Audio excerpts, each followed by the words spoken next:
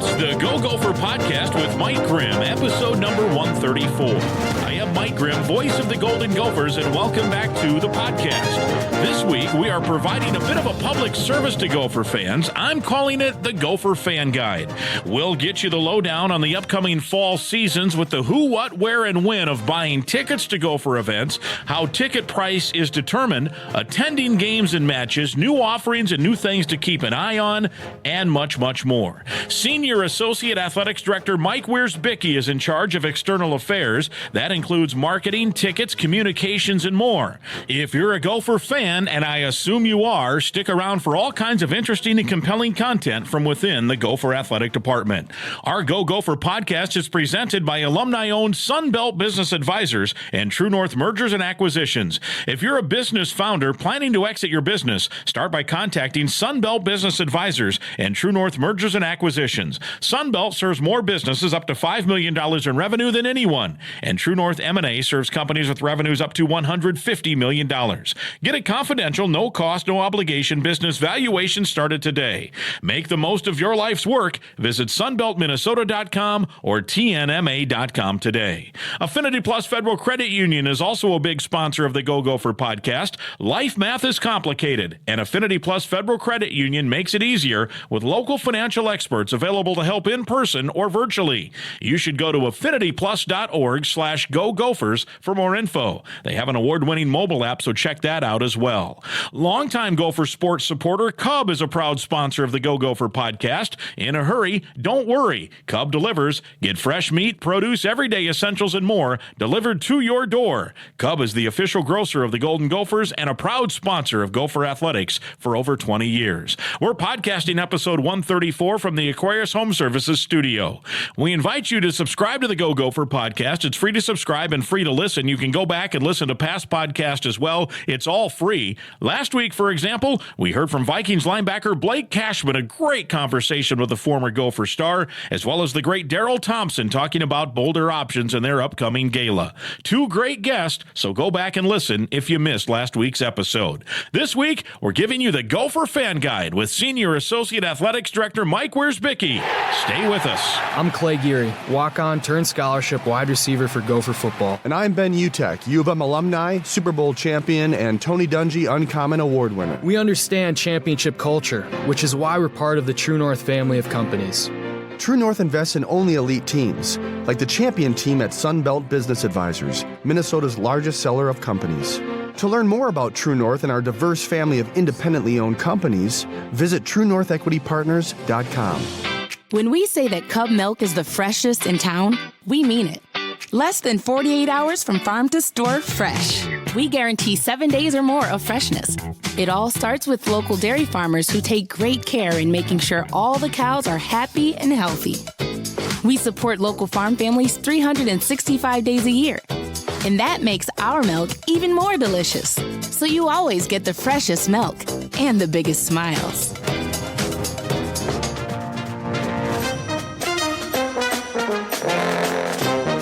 Episode 134, and we're talking Golden Gopher Athletics. We're getting to that time of year where now we can see it. In fact, as we record, it's a Wednesday. Tomorrow, Gopher Women's Soccer opens the athletic season as they will host Creighton. Mike Wierzbicki, Senior Associate Athletics Director. Almost demoted you. How about you promote me? Yeah, let's promote you even higher up. Good to see you. You as well, Mike. You are in charge of all this great stuff here of promotions, tickets, anything that has to do with external relations. Yes, sir.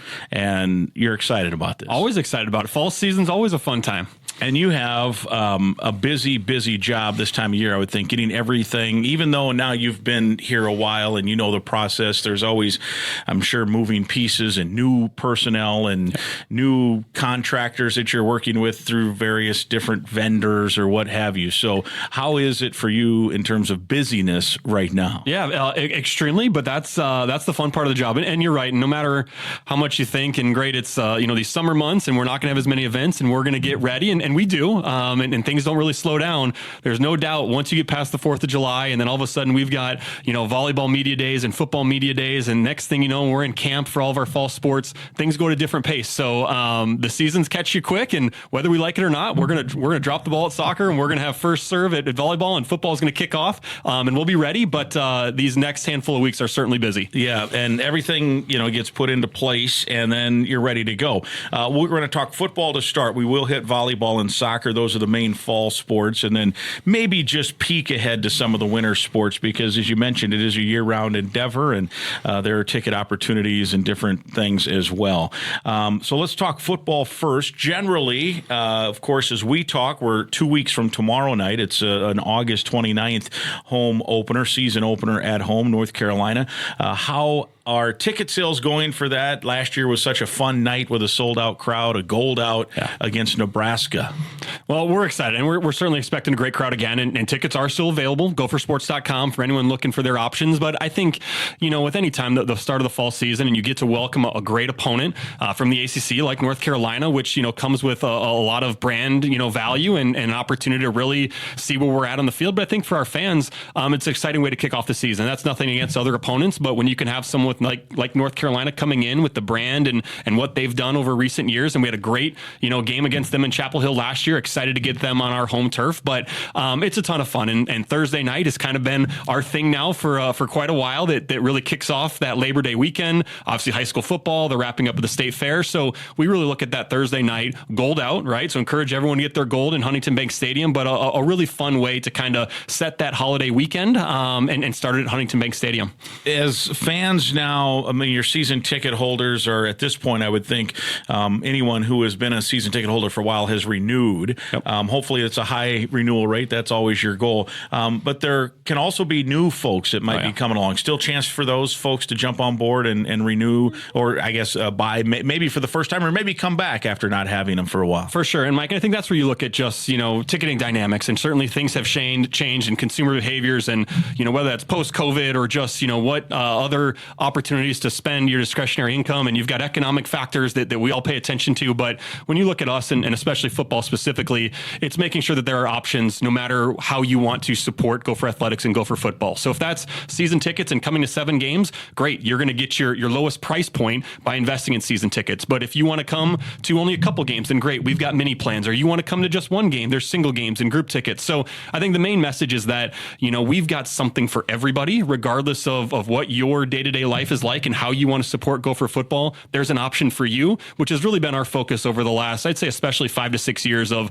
do we want to sell season tickets? Of course, that is our lifeblood. Our season ticket holders are always going to have a variety of pricing incentives, as well as some benefits in our loyalty program and other ways that we can really steward them. But also, how do we make sure that we're providing opportunities for fans who maybe don't want to commit to 7 games, which is okay. We'd love to have you whenever you can be there. And so we've got all those options available for whatever's going to fit you and your family or your friends or alumni the best way. Yeah, and a little sidebar on all of that. I think some people think, oh, well, marketing, you're a marketing guy. You just throw tickets up online and throw a price out. No, we'll do a deal, a Flash Friday deal or whatever, and we'll fill the stadium. But there are a lot of studies. There's a lot of algorithms. There's a lot of formulas now that you all in your line of work, and it can be specific to Minnesota or it can be general to the country. Yep. How much do you and your colleagues, not only here but across the country, maybe even at the professional sports level, share info to say, hey, this is what's working. Here's,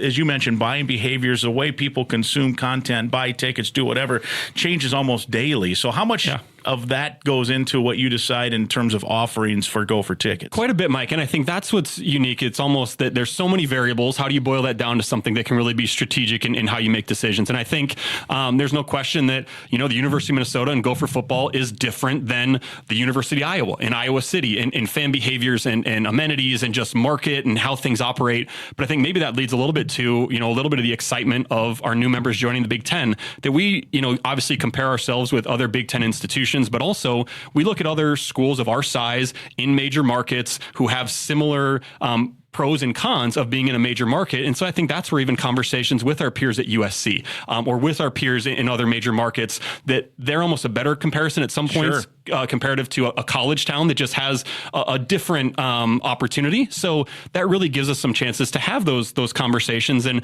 everyone has a different strategy. Everyone has a different approach. But certainly from a business standpoint, we're not trying to convince USC fans to become Gopher fans. That's just not the demographic. Right. So there is an opportunity on the business side, I think, to be a little bit more open-minded on strategies around marketing and ticket sales and ticket pricing a little differently than how our teams might operate, who are recruiting the same athletes and competing on the field. Naturally, our market for tickets is a little bit different, that we're not competing in the same way. So there is some of that knowledge share and, ideating together of what's working and what's not. But then really, I'll say a lot of our internal credit, Travis Cameron, who oversees our ticket operations, and our chief revenue officer, does an amazing job with data analytics, that we're looking at how do we maximize attendance while frankly also maximizing revenue. And we look at what's going on in college athletics, and we have to find ways to cover our costs, and inflation and market costs are higher everywhere. Well, how do we find ways that we can generate that revenue? And certainly we don't want to just increase ticket pricing, and we haven't done that,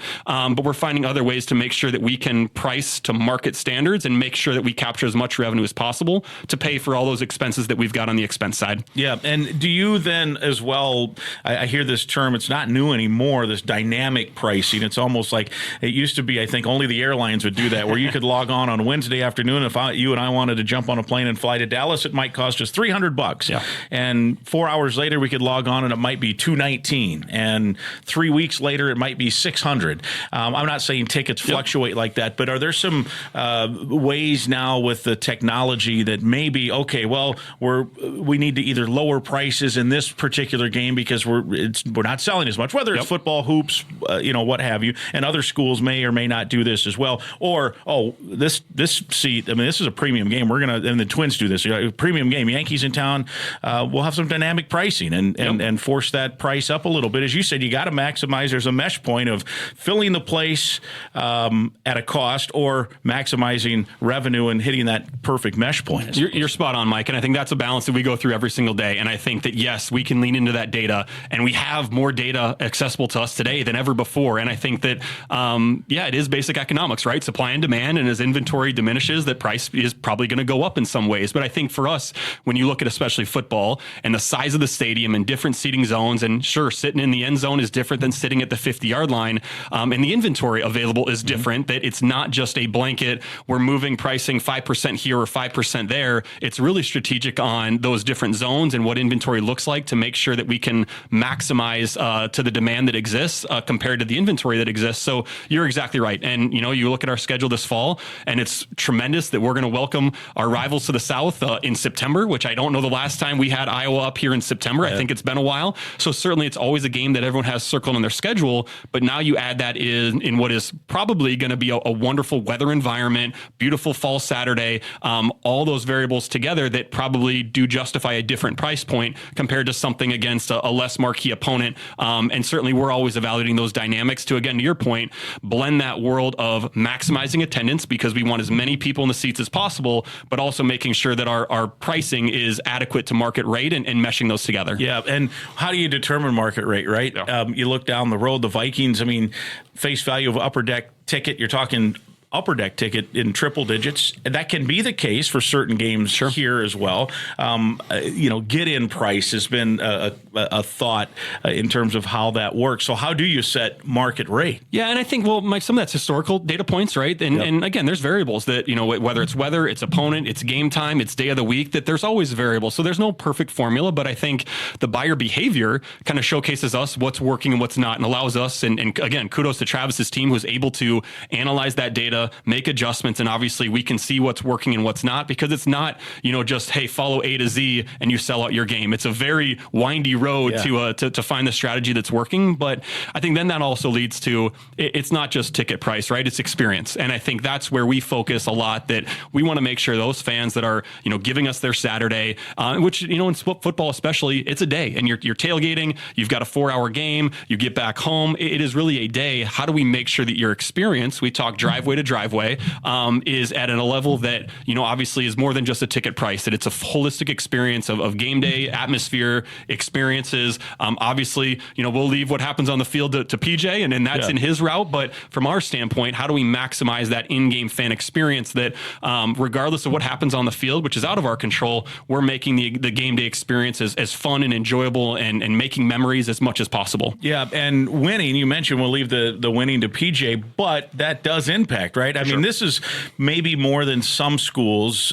There's some situational sales, right? That if all of a sudden the Gophers are on a 3-game winning streak and you've got Illinois, Rutgers, Iowa, whoever coming to town, if you're on a 3-game winning streak, you're going to sell more tickets for that game, right? Yeah, and I think that's where for us, it's always about preparing to capitalize, right? And I think when we have those great opportunities where our teams are playing well, how are our external staffs prepared to go capitalize on that with marketing content or ticket promotions or social media content, whatever it may be. It's really preparing to capitalize on success when it's there. And so that's really, I think, goes into a lot of the strategy behind the scenes, that when we see those things that our teams are doing amazing things, on the field, on the court, on the mat, what it may be, we're ready to go and maximize that opportunity and use it as a springboard. Because you're right, success does matter as it relates to fan attendance and ticket sales. How do we best maximize the opportunity is where we tend to spend our focus. You mentioned the experience from, the time you leave the driveway to the time you get back. And there is competition for that. I don't mean competition in regard to other, hey, am I going to go to the Gopher game or am I going to get, drive to watch, Wisconsin play? Competition in the sense that for some people, you can now get an 80-inch 4K TV for $1,000 if you find the right deal. You can get a projector TV and your whole garage wall is the game. The bathroom's 10 steps away. Your fridge full of whatever beverage you like is there. You've got a couch. You can rewind and watch a replay if you have the right equipment. All this stuff, which makes that a pretty good experience too. You invite some buddies over. How do you compete with that? And I'm sure that there are changing. Well, the addition of replays in stadium, I think, was a direct result of we got to figure this out because. So now you're going to show controversial replays. I'm sure the officials at times don't care for that, but you gotta make it. You got to make that better than the garage, the man cave, or what have you. No doubt. And I think the at-home experience is wonderful. And frankly, we've got amazing TV partners. And we've got another TV partner joining the Big Ten football season with CBS this year. We're excited about it. And you look at the investments that TV is making and 4K and, sky cams and all these amazing angles, which is wonderful. So then I think that, we really look at it as, we're not competing, but I think the ancillary, how are we providing something in stadium that's different and meaningful and both have value in different ways. But when we look at that in-stadium experience, you're right. It is both, using our digital technology and video boards and replays and, making investments in equipment to elevate our game production. But I think then also, again, leaning into the core environment aspects of being on campus on game day. And when you can walk, University Ave and you've got the band and you've got interactions with Goldie and you have,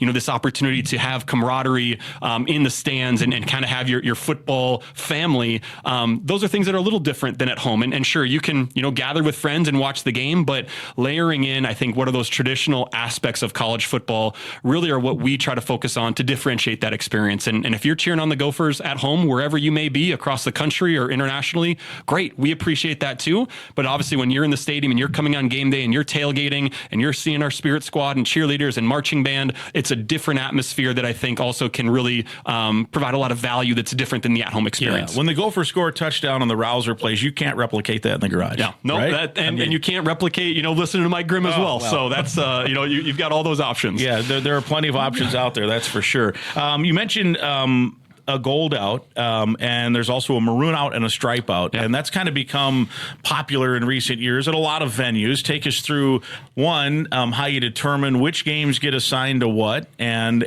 have you, any of your formulas or have you study have any of those said, yeah, you know what, I'm going to go to the gold out because I think that's cool? I mean, I'm not saying it's the sole reason you'd buy, but has it enhanced, do you think, someone's interest in coming to a game? It has, and I think really kudos to our marketing staff. They've done a wonderful job, analyzing and predicting where we can have success and making sure that when we have these color out themes that they're really successful, and they have been for us, which has been wonderful. And I think that's where you look at, the gold out that we launched last year with Nebraska. There's just some uniqueness in gold apparel. apparel. And we have some wonderful licensees and merchandise that we work with on Gold. But I think I can also be honest and say that, Gold sweatshirts and Gold fall weather gear are not nearly as prominent as maybe we might have in maroon or another color. So, kind of leaning into that Gold Out being the home opener and nicer weather. Wear a t-shirt. Exactly. I think so. There is some strategy there just on apparel and options that we certainly think of. But I think also, too, there is an aspect of the game itself and marquee and excitement. And how do you take what's going to be a really exciting home opener and take it to another level? And I think that's where a promotion like a Gold Out can do that. And the fan camaraderie, the photos and videos and in-game experience really leads to that. And that's very much the same as the Stripe Out, right? And when we launched the Stripe Out a couple of years ago, it's been a fun way to kind of create some uniqueness and there were some doubters as to whether Gopher fans could pull it off. There were some doubters, and kudos to Gopher fans. They have risen to the occasion time and time again. But it's fun. It shows our fans are obviously really excited about what we're doing and excited to participate in unique game themes and promotions. And so we appreciate that and we love it. And I think it's been a ton of fun. All right, so you have so much on your plate. I'm putting you on the spot. We know the Gold Out is North Carolina, Maroon Out and Stripe Out are when? Yeah, Maroon Out against Iowa on September 21st, and then Stripe Out when USC comes here that first week of October. So, again, it's going to be a really busy fall, starting with 4 home games in a row through September.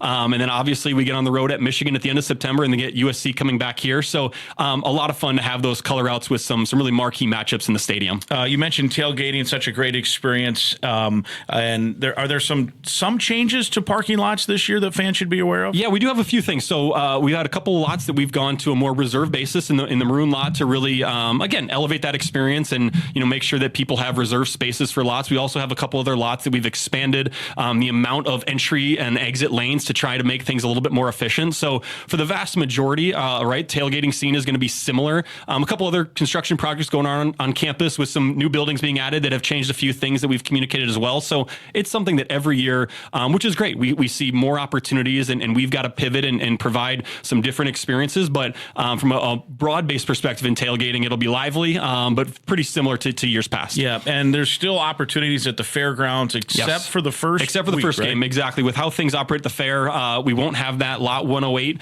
on the St. Paul campus for the fair, but for all the remaining 6 games, it's a great spot where if you want to tailgate out there, it is a more inexpensive price point. We've got a free shuttle that takes you right into the stadium. So that is a spot that has become a little bit more popular in recent years with fans tailgating there. More on football here. Mike Wierzbicki with us, Senior Associate Athletics Director at the University of Minnesota.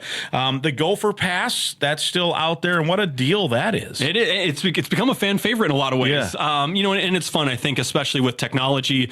The Gopher Pass, for those that aren't familiar, we call it a flexible season ticket. So it's mobile only, obviously, and a way that you get variable seating based on the game. So for North Carolina, you might be sitting in the 30-yard line. For the game against Nevada, you might be sitting in an upper corner. Like, you've got a little bit of a different experience to enjoy different perspectives within the stadium. So it's been a fun product that I think we launched maybe 4 or 5 years ago at this point, and have kept bringing it back every year and always reach our point of maxing out the availability. So we do have a very small number still left, but it's been a really fun, attractive option for people to try some different things in the stadium. Some of those people then move into full traditional season tickets. Some have been returning to the Gopher Pass every year, but it's been a great, cost affordable option to check out a variety of views for all 7 games. Yeah, it's interesting too. I've as a guy who has now been around college athletics for a long time. I won't say how old I am, but you can tell if I don't shave how old I am. It's funny because season ticket holders who have been in their seat forever, they just love that seat. That's mine. And much of the reason they renew is that they've become attached to that location. Yeah. They might have friends around, people that they wouldn't have otherwise known. Only time they see them are 7 Saturdays in the fall, and they become good friends, exchange Christmas cards. But then there are others, one who might be on a tight budget, right? Young people especially, that the Gopher Pass is perfect for. Or others who, it's like a car. Some people just love their car. Others are like, I just need to get around. I don't care.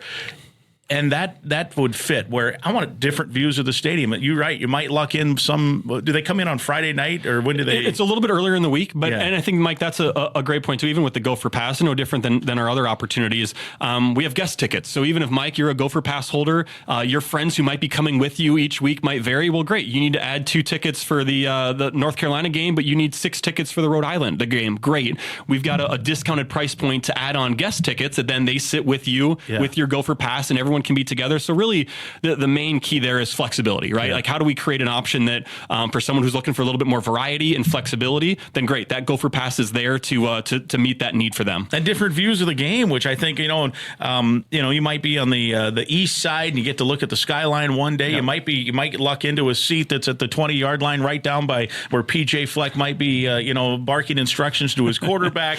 And upper deck seats are great. There aren't a lot of bad seats at Huntington Bank Stadium anyway. No, and I think, again, that speaks to, the Big Ten and especially with welcoming some new members now here recently, a beautiful stadium. There's not a bad seat in that house, and you're going to have some amazing views no matter where you're at. You mentioned the experience, and you want to make sure everyone's got almost everything they want. An upgrade for some this year will be the availability of cocktails in a can. Yes. For a while, you've been able to sell beer and wine coolers and wine. Yeah. So the new options that we're adding are ready-to-drink cocktails. So in a can, and then as well as batch cocktails, where it's something that's pre-mixed and pre-made that we'll add if you want to get a margarita or some Bloody Mary mix of some sort. So new options that we're looking to add, and I think, again, to your point on experience, that's something that fans are always looking for, more food and beverage options, and we've got a great partner, and our general manager, Chris Vakraka, has constantly pushed the envelope on new food and beverage, and this is a great way that we can expand our alcohol offerings in a very responsible and safe way as well, to provide some of those options that are becoming more valuable and in high demand from a general consumer perspective, and now you'll have them in the stadium just like you could get in your day-to-day life. And so we're excited about it. It's something that our fans have been asking about, and so obviously been excited to bring it to the forefront this fall. I think there's some uniqueness in terms of food consumption in Minnesota as well. You mentioned the new offerings each year, and I think the State Fair might have created this culture of trying foods, because a lot of places, the food, you never buy food at a stadium, at a college stadium. You go in, you got the brisket, you got the bratwurst, you got hot dogs, whatever, you're tailgating. That's how you eat. You go and watch a game, come out, fire the grill up again, or head out or whatever. I think in Minnesota, it's a unique blend of all kinds of people who've done that. They're going to tailgate. They're probably not going to even think about buying food at the stadium. But I think there is a culture here where food is almost like a vacation, right? And so the unique new and unique foods that are offered, and it's really been upgraded in the last 4 or 5 years at the stadium. Yeah, and I think, when we look at that, and again, kudos to our concessions partner, there's no doubt our core are still selling. It's chicken fingers, it's French fries, it's hot dogs and brats, and those are going to be our highest volume units sold. But how do you create that variety for that experience? And that's where you're going to have access to Parlor Burger, and you're going to have access to, cheese curds, and you're going to have access to some Minnesota flavors and specials to try different things, to your point of having and embracing that experience. So it's finding that balance, again, between maintaining our core and someone who just wants to grab that basic hamburger or hot dog. Great, we're going to have that for you, but we're also going to have some more specialty items if you want to have a little bit more of a unique experience. Couple of questions I get a lot. One, it takes me too long to get in the stadium. The lines are long. So take me through how a fan can get in quicker. Obviously, showing up earlier is one, and two, what ways you guys continue to try to improve the entry process. Yeah, and Mike, again, that all speaks back to data, and I think that, yes, though it's maybe hard to say at times, getting in earlier is always the most efficient way. When you have thousands of people all trying to get in at kickoff, it's just naturally going to lead safe to environment. Some congestion, and so we're always going to make sure that whether it's magnetometers and the appropriate pat downs and things that are happening to make a safe environment is never going to be sacrificed, but also how can we be more efficient in that process? And so we have invested in technology, whether that's the new magnetometers that can get you through faster in different ways, as well as additional staffing points and entries. I think, again, recommendation-wise, to your point, one, yes, we'd love to have you in earlier. We do have Gopher Hour out on the West Plaza that you get in early. We've got discounted food and beverage as an incentive to come in earlier. But I think also, too, the west end of the stadium, gates A and E, where you've got the Tribal Nations Plaza facing out towards downtown, certainly end up being higher congestion points because of their prominence to where people are coming from. There are other gates as you wrap around, gates B, C, D, that sometimes have a little bit shorter lines depending on the time that you're arriving. So I think that making sure that you're taking advantage of where there might be some other entry points that aren't as congested. But again, for us, we're looking at that data every single game. How fast are we able to get people through? What does it take from 10 minutes before kickoff to 10 minutes after kickoff, and even outside of that, and really analyzing those metrics. And also, the later you get in the year, it does add a different layer. When you have more winter jackets and gloves and hats, just does slow things down a little bit. So so, we're analyzing those trends and really trying to make the investments in amount of lanes, amount of staffing to get people in as efficiently as we can. Yeah, and you think about getting in early or however you want to do it. It's amazing. I'll watch the band, right? To me, that's one of the things if I were a fan, of course, I'm in real early. I'm there 4 or 5 hours ahead because it's part of the work I do. But if I were a fan coming to a game, I would want to be in at least by the time the band's on the field. And I've actually paid attention from the radio booth. We have a great view out to the west to see the lines, and there's not many lines at that point. And I always will take a little video of the band, and every now and then someone will say, "Ooh, looks like where is everybody?" And I'm like, "Well, they're in line or they're still tailgating." Yep. And I get it. You want to experience your buddies, your friends, the food that you've made out in the parking lots, but the experience can be greater if you get in without lines early, enjoy happy hour, Gopher hour, and then watch the band and watch the team entrance, because it is amazing how fast the stadium fills. Yeah. From the time the band is leaving until kickoff is, I'm going to say, 16-ish minutes, 15 minutes, somewhere in there. Yep. It goes from not many people to now we're full. Yeah. And that's going to create congestion. It just is. And there's no doubt. And you're right, Mike. I mean, all the data that we look at and always analyze, you've got about a 30-minute window, 15 minutes before kickoff to 15 minutes after kickoff is really when those gates get slammed. No surprise there. And the data's proving what everyone would assume. But when the band takes the field, it's about 30 minutes before kickoff. It's fun, right? And that's the unique aspect of college football. And then you've got, the intro video, and you've got the team walking down the tunnel, and PJ, in our student section, which has been so cool as the team kind of sways down in the tunnel before they take the field. The students now kind of follow along with that. So you're seeing some really fun traditions that I think for those fans that come in and are part of that, it's awesome. We want everyone in their seats by kickoff, right? That's a huge goal and creates that home atmosphere that really can be empowering for our students and for our team. But also, obviously, it's on us to make sure that we make the process as efficient as we can and get people in. All right. So on a Saturday, amongst security people who are allowing people in, vendors, folks that work at the concession stands, you guys in the administration to administer the game literally. The video, I think people don't oftentimes just sit there, there's a replay on the video board. They don't realize there's a whole control center with, lots of people. How many people are working for pay on a Saturday at Huntington Bank Stadium? Oh my gosh, Mike, it's a great question. I mean, I think you might be maybe close to 1,000, 500,000. You think about parking staff, you think about, and we've got, great campus partners, whether it's UMPD with our police and safety, whether it's Metro Transit, who's helping us with light rail and shuttle buses, to our game day staff and ushers and control room staff and TV staff. I mean, you're right that the numbers are extreme. And I think that's what's fun. And when you look at Gopher football and Gopher athletics as a whole, it's a very important day, but obviously the economic impact where you have jobs, you have support for local businesses with food and beverages at restaurants in town. The economic driver that a football Saturday can be for the campus community in so many different ways is something that we're really proud of. And obviously it's on us to make sure we maximize that and support all of our different partners. But it does take a village to execute. But, for 7 Saturdays for us internally, those are some of the most important days of our year. You only get 7 chances and you got to make sure you do them right. Yeah. Mike Wierzbicki with us. Let me talk about one of our sponsors of the podcast and a great supporter of Gopher Athletics. Affinity Plus is your local credit union, proudly serving Minnesota since 1930. If you're a current Gopher student or a proud Gopher alum, that makes you eligible to join this financial that wants to build a meaningful banking relationship and put you first. You can meet with a local employee at any of their branches statewide, including right here near the stadium, just up University in Minneapolis. To learn more and find other ways to connect, visit affinityplus.org/Go Gophers. That's affinityplus.org/Go Gophers. Affinity Plus Federal Credit Union, federally insured by NCUA, people-centered banking, perfect for Gophers.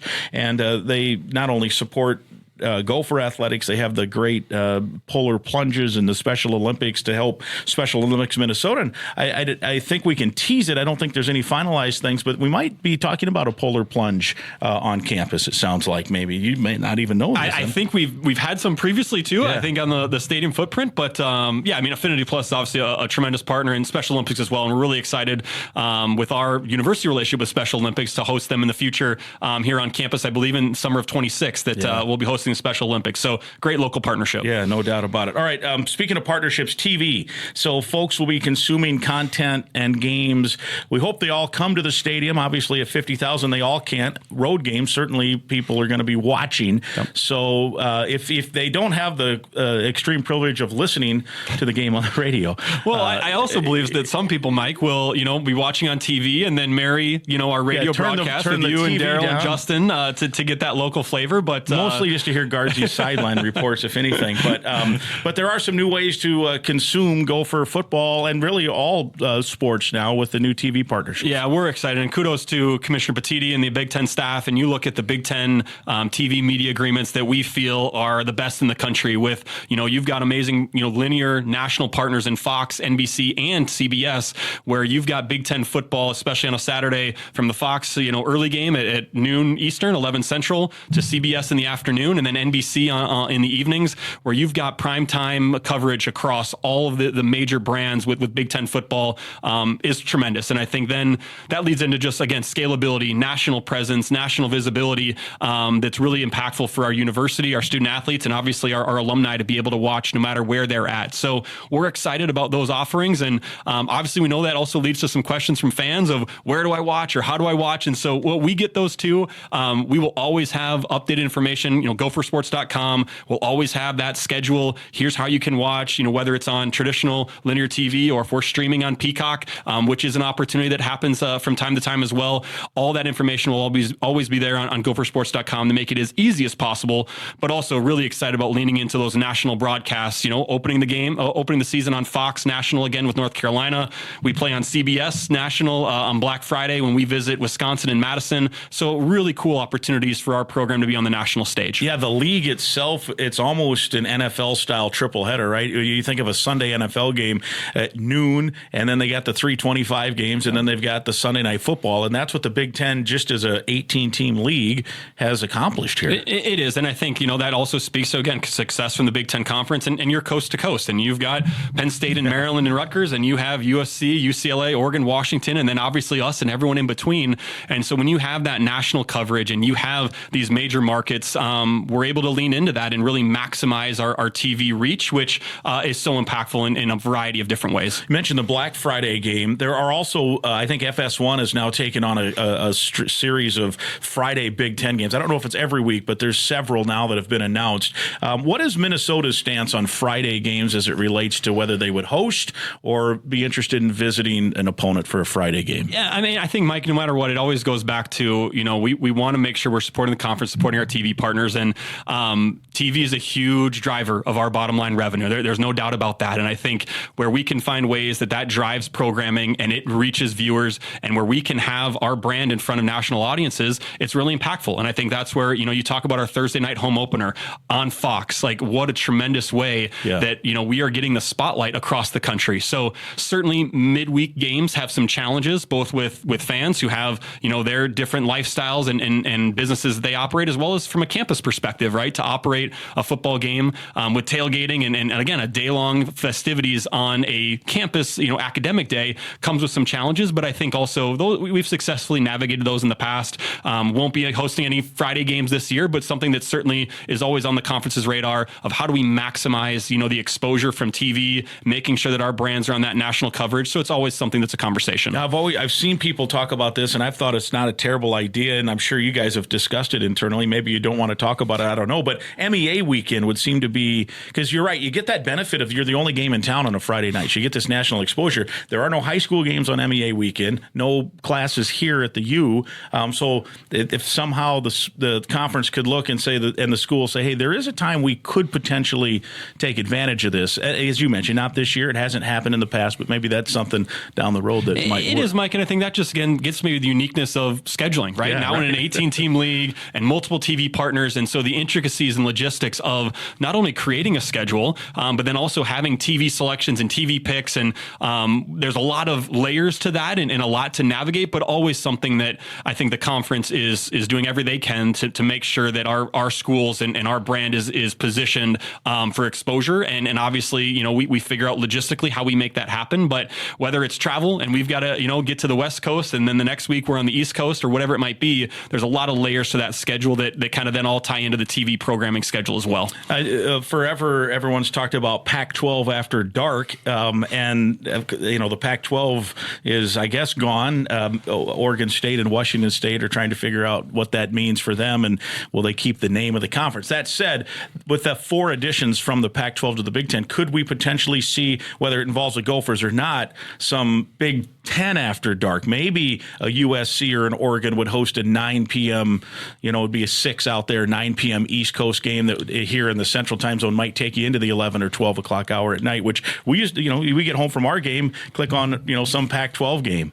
Could that be a possibility? I think there's always those conversations, Mike, and I think that's really, again, the uniqueness of being a coast-to-coast conference is that, you have so many different windows and opportunity. I think we also know, and as we've seen recently from the data, that 11 a.m. noon slot on Fox dominates in ratings. And I think that's why you see especially some of those most traditional, highly viewed matchups, Michigan, Ohio State, where it's going to be. And I think the previous logic was that kind of prime time, 7 Central, 8 o'clock slot, 8 Eastern, was the best game and the most widely viewed. And certainly it does well in that prime time slot, but Fox has had a tremendous amount of success in that 11 a.m. noon Eastern slot as well. So I think TV's also really being very strategic in the analytics and their ratings. Obviously, that there's a significant investment in acquiring these rights. They need to make sure they can actually go sell the advertising to offset what they're paying us to acquire the rights. And really, they're the experts in that area that know what programming slots are going to work, how does that impact viewership, and how does that grow overall exposure. So the Gophers play UCLA at the Rose Bowl in October, right before the bye week. Great, I think, timing. The allotment for the Gophers, is it better for people to buy through the allotment through the Gophers? They can sit around Gopher fans, or is it better for them just to go find tickets? Yeah, I think we'd certainly encourage it to come through us through our allotment, and obviously you'll be seated together with Gopher fans. And we've had tremendous demand from our fans. No surprise. Could you run out of the allotment? We will come close. I think we will exhaust the allotment. We aren't there yet. We are still taking ticket requests for UCLA. I believe our deadline is September 13th, so we do still have a little bit of time to request those tickets, but we expect that we will fully exhaust that allotment with what we have. And really traditional, if you think about recent non-conference games, whether that was Chapel Hill last year, a couple years ago in Boulder for Colorado, we anticipate a really strong crowd out there, not just through our allotment, but again, we talked about ticketing, dynamics and consumer behaviors. There's so many ways to acquire tickets. We certainly would love you to come through us, and that way you can sit with Gopher fans. But if you're getting them through UCLA or through the secondary market, we know that fans are acquiring tickets in a lot more ways than just through our allotment.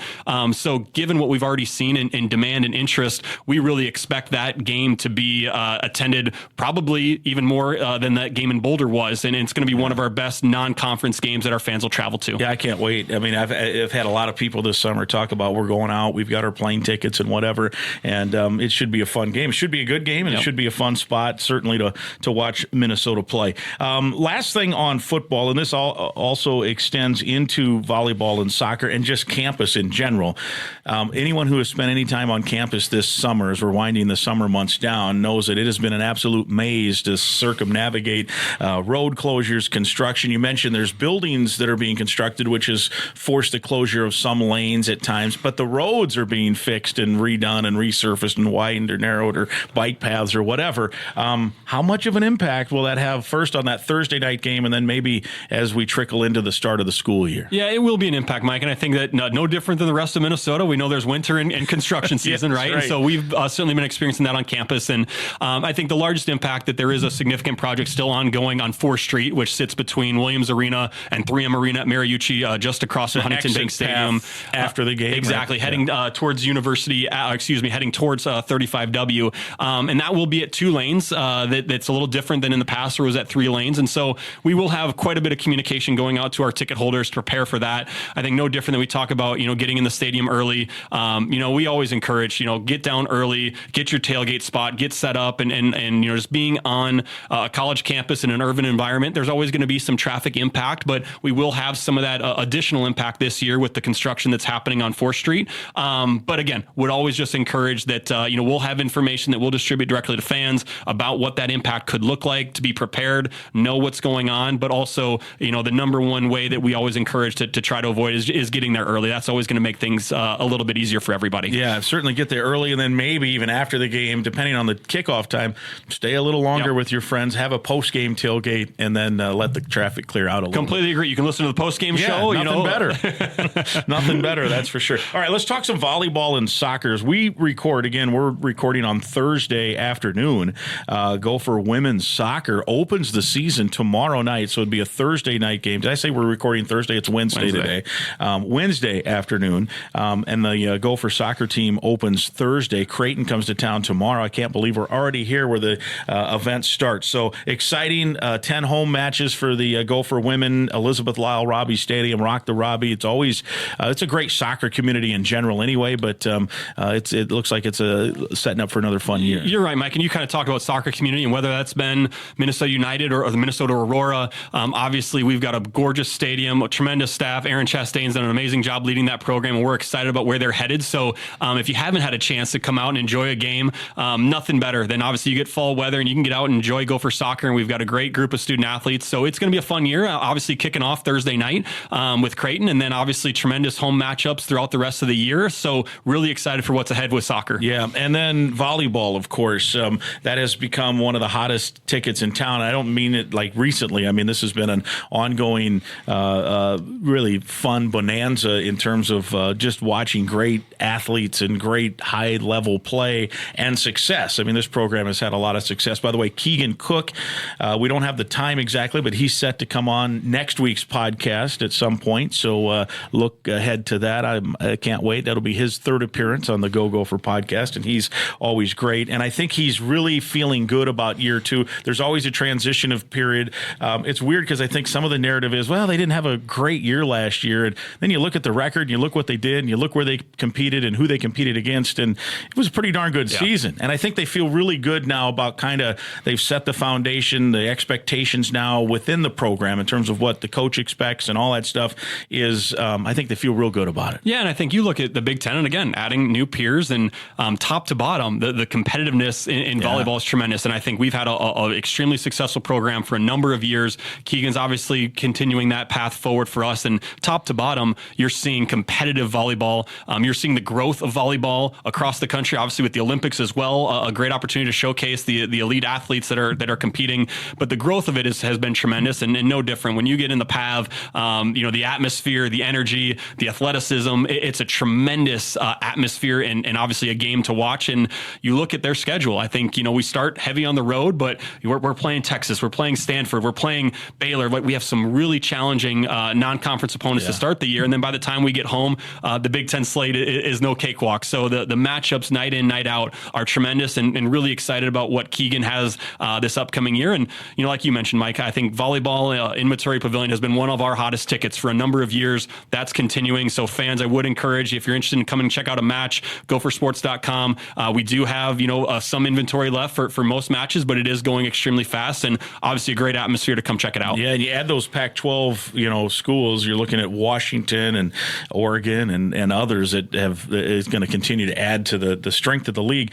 Are season tickets sold out? We season tickets were on a wait list, so we only have single game available at this point, or single match, excuse me. But again, I think we look at it as a tremendous opportunity to come out, and if you do want to join that season ticket wait list, we do have that available for future years to get on board, but do have some opportunities to come out and check out some matches through single match tickets. Yeah, very good. And before Sarah Hopkins comes running in here and punching me in the mouth, because I haven't mentioned cross country, but cross country does bring a little different, because there isn't necessarily ticket sales. I mean, there is marketing, your staff, Paul Rovnak's staff, they communicate in social media and all of that, but there isn't necessarily a push like, hey, we want to fill the PAV or we want to fill Huntington Bank. Now, they have the GRIAC, which thousands of people not only take part in, but come and watch. But cross country is pretty exciting too, right? And they're coming off of a big track season, which is kind of woven into that whole thing. No doubt. And Coach Bengal and Coach Hopkins on the cross country side have done an amazing job. You mentioned, the GRIAC Invitational we'll host at the end of September out of the Les Bolstead Golf Course here on the University of Minnesota campus has become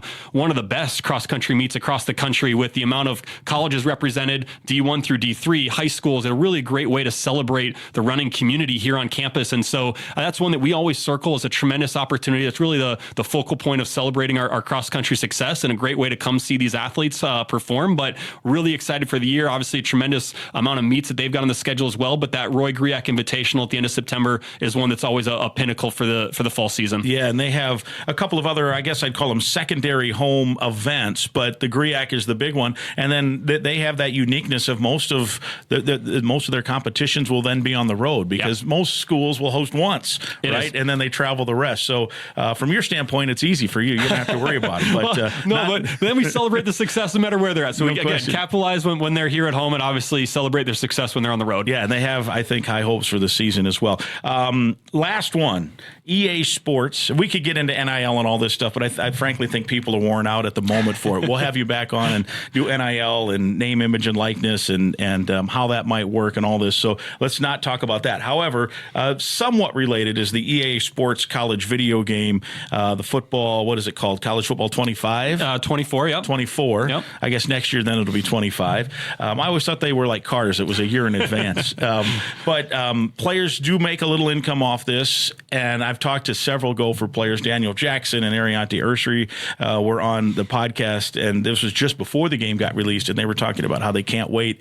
And now then talking to them after, they're like, I can't believe I'm sitting in my apartment playing a video game and passing the ball to myself, right? Or blocking or doing whatever. It's a pretty cool thing. It's really cool. And I think awesome for our student athletes. And I think for our fan base, it's been about 10 years since this game has been out there for a variety of reasons that everyone's well aware of. And I think that, it's been fun to get student athletes involved.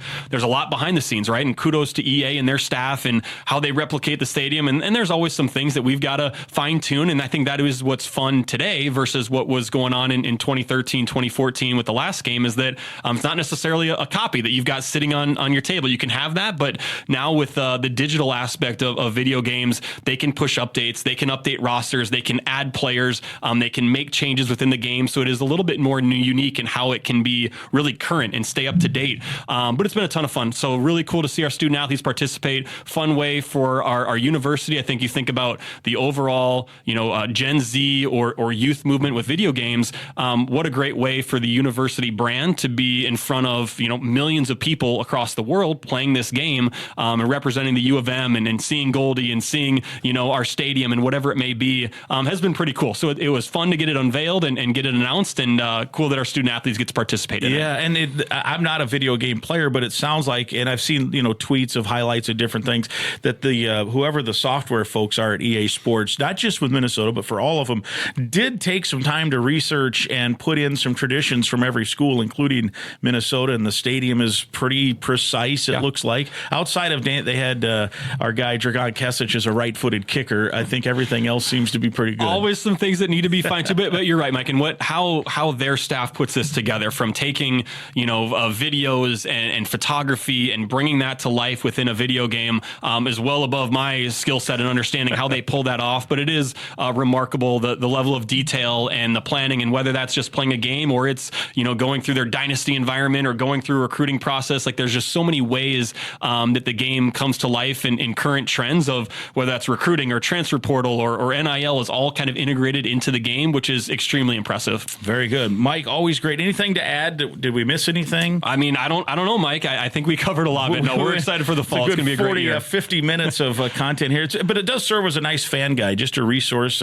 Some of this for some is a reminder. Some of this would be new info. If people do have questions, the webpage is probably the best place, at least to start. Yep. If they need to then contact, they can go through that way to ask questions and wonder. 100%. Everything's on gophersports.com. If you do need to get a hold of us, you can find, phone, email addresses, everything else from there directly. All right. Good to see you. Thank you, Mike. Mike Wierzbicki. It's episode 134. My thanks to Mike Wierzbicki, Senior Associate Athletics Director at the University of Minnesota, for providing us with some outstanding info for all Gopher sports and all Gopher Gopher sports fans. For more info, go to gophersports.com. Episode 134 is presented by Sunbelt Business Advisors and True North Mergers and Acquisitions. If you're buying or selling a business, visit sunbeltminnesota.com or tnma.com. We're also partnered with Affinity Plus Federal Credit Union, a locally member-owned full-service financial invested in you. You can learn more at affinityplus.org/Go Gophers. That's affinityplus.org/Go Gophers.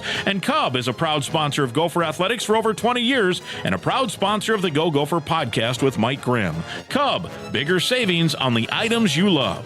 Again, I'd invite you to listen to past podcasts, and please right now click that subscribe button to the Go Gopher Podcast. It's free to subscribe and free to listen at any time. And please share the link to the podcast with others so they can subscribe and listen as well. And if you've enjoyed the podcast, please give us some positive feedback on social media. We'll talk again next week.